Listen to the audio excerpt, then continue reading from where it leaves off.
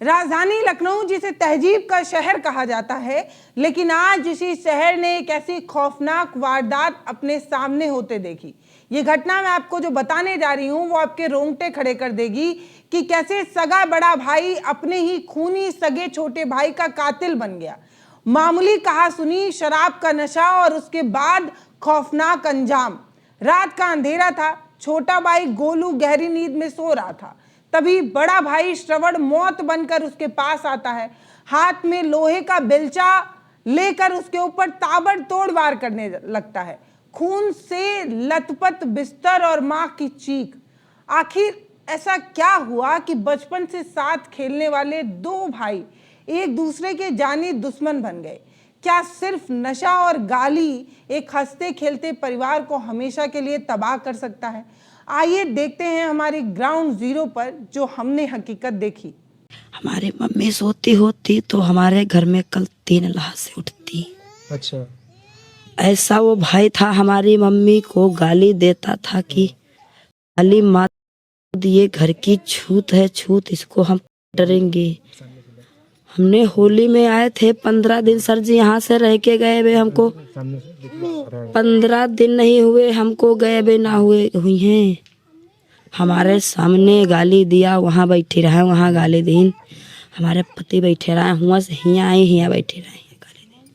हमारे घरे ना हुए नहीं, इनको मार रही हैं। सबसे पहले इनका खाट रही है जो मांझिल वाले हैं, गवाही देने। अच्छा, तो कहला सब लोग पूछिन कल को कहीं से को मारिस, तो कहला इस सरवन मारे ने, सरवन मारे ने, यही तरह हम लेटे रह। हमरे घरे कबो जिंदगी ना हुई, थोड़ा बोलो। हमरे घरे कबो जिंदगी ना हुई, गला बैठ गया। हमरे घरे कबो जिंदगी ना हुई। हमरे निगाहते उतर गई हैं, कहूँ को नहीं रह गयो। हमार भाई तुम काम मारे से रहा है, हमका पीठ अतना पीछे मुँह खोपड़ी में लाग कर है, तो हम ते कहीं दाखो बिटिया गोलू हमारी खोपड़ी फारी डारिन। हम कहन तुम का गोलू था भाई, आपका होश में था? ना ही बड़े वाले के मुँह पीछे लाग कर है, जब मादा कहीं तो छोटे वाले उठा के पटक दी। अच्छा, पहले लड़ाई भवे है, जब पहले लड़ाई भवे है, हम कहन गोलू को सब मार डालो, को मार डाला, तुम कहाँ रहो? देखन बिटिया डाले के नाम सो के नाम का नहीं मालूम है। जब हम चिल्लाने तो हम उधर के नान है, हम कहन घरे को आवा, कहीं घरे को नहीं आवा। मम्मी गई, हम कहन भैया यहाँ अम्मा का मिला, तखत पर नीचे का मिला, ईटा लाठी गुम्मा का मिला, डंडा वंडा, कहीं बिटिया कुछ नहीं। जब पेट खाता तब लड़ते। दोनों पीते थे? दोनों पीते थे। आप कहीं मना नहीं करती थी कि तुम लोग की उम्र क्या है, क्यों पीते हो? मना करी तो भैया, तो छोटा वाला कम पीता था, बड़ा वाला पीता था। रोज नहीं पीता, जो कभी कभी जब पी ले तो लड़ाई झगड़ा दोनों करे। तो हमारे साजिश कागज यो काम कर रही है। तो देखा आपने, एक बेबस मां के आंसू गवाही दे रहे हैं उस खौफनाक मंजर की। पड़ोसी और परिवार के मुताबिक बड़े भाई श्रवण ने शराब के नशे में जब अपनी ही मां को गंदी गंदी गालियां देना शुरू कर दी, तब छोटा भाई गोलू अपने मां के सम्मान के लिए ढाल बनकर खड़ा हुआ था। अपनी मां की अस्मिता के साथ खड़ा हुआ था। उसने अपने ही भाई को रोका, अरे भाई ये सब क्या कह रहे हो? लेकिन किसे क्या पता था कि मां के लिए उसका ये विरोध उसकी मौत का फरमान बनकर आएगा। सुनिए कैसे शुरू हुई ये खौफनाक जंग। माँ उनका इंतजार कर रही थी, सारे बच्चे खाना खा लें तो हम भी खाएं, अपना जो काम है वो देखें। और पौड़े बैठे तो वो जो है नशेबाजी में अपनी नशेबाजी दिखा रहा था। दोनों खाना नशे में क्या करता था? दारू पीता था कि क्या करता? दारू पीता था, गांजा पीता था, और नशा कुछ नहीं करता था, बस यही 2 नशे करता था वो। तो जब मैंने खाना परसा गोलू को, तो बड़ा भी खाने जा रहा था। तो जब गोलू खाना खाने बैठा तो वो उसको ऐसे, जब वो खाना खाने चला तो उसने माँ की गाली दे दी कि तुमको नान नान काटेंगे, तुमको हम बस, हाँ बिना मतलब के, तुमको नान नान काटेंगे। के ये जो भी गाली दिया तो उसने तुरंत दिया, बस उसको गाली बर्दाश्त नहीं हुई। जब गाली उसको बर्दाश्त नहीं हुई तो आपस में लपटौज हो गया।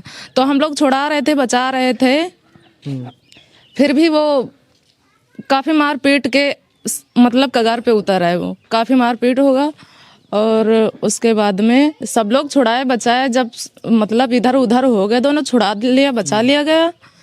तो गोलू जो है, हम अपने घर ले जा रहे थे उसको। अच्छा। हाँ, अपने घर ले जा रहे थे, ये हमारा घर है, वहां तक लेके गए हम। तो उसने हमारे हाथ से झिट्टा मार के कहा, उसने कहा कि हम कहीं नहीं जाएंगे, हम अपने घर ही जाएंगे, वहीं लेटेंगे। तो वो हमारे वहां से चला आया, अपने घर पे आके तुरंत लेट गया, वो सो गया। और सोने के बाद में सरवन जो है, उसने अंदर गया, खाना लेके आया, खाया पिया, तो बिस्तर लिया, अपना छत पे चला गया। तो जो उनकी मम्मी है वो देख रही थी कि छोटा बेटा सो गया है, तो बड़ा भी चला गया सोने, वो भी सो गया होगा। तो वो परेशान थी, टेंशन में थी, बाहर बैठी जाग रही थी, सोई नहीं थी। और वो पीछे से आके उसने, घर के अंदर तो ये थी नहीं, बस पीछे से उधर से आके उसको लगातार, गोलू सो ही रहा था नशे में, वो इतना नशे में नहीं था, लगातार उसके सर पे वार करते, वो चीख भी नहीं पाया, कुछ बोल भी नहीं पाया, तड़प भी नहीं पाया, और लगातार वार करते ही उस दम तोड़ दिया उसने। सोचिए, एक छोटा भाई नींद के आगोश में बेसुध था, तभी कातिल बनकर भाई उसके पास आता है और पीछे से बेलचा और रॉड से उसके सिर पर वार करना शुरू कर देता है, उसके सिर को चूर कर देता है।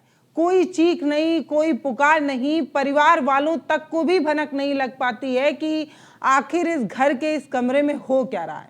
लेकिन इसी खूनी खेल के बाद जो जस्मदीद था, उसने पूरी वारदात को बताया। उसने अपनी आंखों से देखा था मजले भाई ने, जो मानसिक रूप से कमजोर है, लेकिन वो समझ पा रहा था कि उसके भाई के साथ क्या हो रहा है। वो इस भयानक रात का इकलौता गवाह है। आइए सुनते हैं उसी की जुबानी कि उसने उस दिन अपने भाई को कैसे कुचलते हुए देखा। रात में क्या देखा था आपका भाई, क्या किया छोटे वाले भाई को आपको? बोलिए बोलिए। मारी नहीं है। हाँ? मारी नहीं है। हाँ? मारी नहीं है। जोर से बता। क्या बोला था? क्या किया था? मारी नहीं है। मारी नहीं? किस चीज से मारा था? बेलचा थे। बेलचा से? पूरा सर पे मारा था, सर पे खूब तेज तेज से। और क्या देखा था आपने? आप डर गए थे? आपने, आप बचाया नहीं गया उसको? बचाया नहीं गया? हमको भगा दी नहीं। भगा दी नहीं। भगा दिया? भगा दिया आपको? इतनी बेरहमी से करने के बाद भी आरोपी श्रवण के चेहरे पर कोई भी शिकन नहीं है। वो खून करने के बाद खून से सने बिस्तर के पास बैठकर रोता रहा। नशा सिर्फ एक शब्द नहीं होता है, वो दिमाग पर चढ़ा वो बुखार होता है जो एक हंसते खेलते परिवार को बर्बाद कर सकता है, पूरे परिवार को खोखला कर सकता है। हैरान करने की बात यह है कि यूपी का ये कोई एकलौता और पहला मामला नहीं है। 30 मई 2026 को लखनऊ के बंथरा इलाके में भी बिल्कुल ऐसी ही एक घटना हुई थी। वहां भी शराब के नशे में बड़े भाई ने अपने सगे छोटे भाई भोलू गौतम पर लोहे की रॉड से पीट कर उसकी हत्या कर दी थी। घटना यह साबित करती है कि नशा जो होता है वो इंसान के दिमाग पर हावी हो जाता है, तो कोई रिश्ता नहीं दिखता, कोई प्यार मोहब्बत सब खत्म हो जाती है। सिर्फ हैवानियत जब नाचने लगती है, सिर पर चढ़कर तांडव करने लगती है, तब इस तरीके की घटनाएं हो जाती हैं।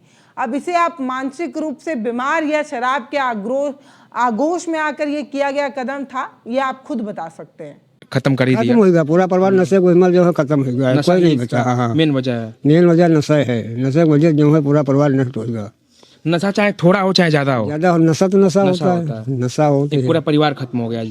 पूरा परिवार नष्ट हो गया। जो लोग नशे में उपद्रव करते हैं, तांडव मचाते हैं, वो यही गति होती है, क्या उनकी यही गति होती है। आज बताइए चाचा, ये माता जी हैं, अब ये पूरी अकेली हो गई, कौन रहेगा? कोई दिया जलाने वाला नहीं, शुद्ध मतलब जा भैया आप माइंड है। एक बच्चा है उनका, मान लीजिए वो थोड़ा दिमाग से अपसेट रहती है, तो क्या कर सकते हैं। अब जहाँ जाओ अकेले जी है, कहाँ जाएंगे, बुढ़ापा का शरीर है, कहीं जाने आने की तो लायक है नहीं, क्या कमाएंगे क्या खाएंगे। अब घर में बचा ही क्या है, एक बूढ़ी और बेसहारा माँ, मानसिक रूप से कमजोर भाई और एक कातिल बेटा जो अब सलाखों के पीछे है। कमाने वाला जो छोटा भाई गोलू था, वो हमेशा के लिए इस दुनिया से जा चुका है या भेजा जा चुका है। बहनें रक्षाबंधन पर अपने भाई की कलाई पर राखी बांधती थी, आज वही अपने भाई के लिए इंसाफ की भीख मांग रही हैं। सुनिए एक बहन का दर्द जो रूह कपा देने वाली है, जो हैरान और परेशान करने वाली है। श्रवण यही बैठा था, उसी के पास रो रहा था, बैठा था, ताकि किसी को एहसास न हो कि हमने कत्ल किया है अपने भाई का। वो रो रहा था, साथ ही था, मतलब कहीं भागा टूटा नहीं। सोचिए इस माँ की क्या हालत हो रही है, आप देख सकते हैं साफ साफ क्या हालत है। अभी भी देखिए ये उभर नहीं पाई हैं पूरे सदमे से। बताइए जिन्होंने अपना पूरा बेटा खो दिया, अपना पूरा परिवार एक तरह से इनका तहस नहस हो गया। जो 2 बेटे थे, 3 बेटे मान लीजिए, एक तो उनका दिमाग उतना सही नहीं है, और जो 2 बेटे थे जिन पे भरोसा था इनको कि कुछ करेंगे इनके लिए, बुढ़ापे का सहारा बनेंगे, और बहुत सारे अरमान भी होंगे इनके, 2 बेटियों की शादी कर लिए हैं, अब तीसरे बाद में बेटों की शादी करेंगे। लेकिन बड़े भाई नहीं, बड़े बेटे नहीं, अपने छोटे भाई को जिस तरीके से निर्मम तरीके से मार दिया, तो आज देखिए इस माँ की हालत क्या ही होगी। और फिर से मैं आपको दिखाना चाहूँगा, ये वही बिस्तर है जिस पे वो सो रहा था, और जिसके बाद से उसके ऊपर सोते समय ही लगातार वार किए गए हैं। यहाँ से उतर के आया था। यहाँ से उतर के? हाँ, यहाँ से, यहीं छत से उतर के यहीं से आया था। गया था उस दरवाजे से लेटने के लिए, मगर ये इधर से आया उतर के यहाँ से मार के फिर से दोबारा इधर से चढ़ गया। तो फिर वहां से लौट के फिर इधर से ही चला गया। इधर से ही चला गया। दरवाजा खोल के आती तो हमारी मम्मी जान जाती तो हमारा भाई बच जाते, हमारा भाई बच जाते तो आज हमारे आंखें सामने होते। एक हाथ अच्छा, क्या चाहते हैं आप लोग, ये बताइए उस भाई के साथ क्या होना चाहिए? बड़े भाई जिस तरीके से उसने मारा है आपके छोटे भाई को, क्या होना चाहिए? जेल में रहे। शराब के नशे और गालियों के मामूली विवाद ने आज एक मां की गोद को हमेशा के लिए सूना कर दिया है। खौफनाक वारदात हमारे समाज के मुंह पर एक करारा तमाचा है। ये सोचने पर मजबूर करता है कि आखिर हमारे समाज पारिवारिक मूल्यों को कहाँ खो रहे हैं। जिस सामाजिक ढांचे की हम बात करते हैं वो कहाँ धराशायी हो रहे हैं। प्रशासन को इस बेसहारा हुए परिवार की मदद के लिए आगे आना चाहिए, लेकिन सबसे बड़ा सवाल तो यही है कि क्या हम नशे और गुस्से के आग में ऐसे ही परिवार को जलने देंगे, ऐसे ही परिवारों को बिखरने देंगे।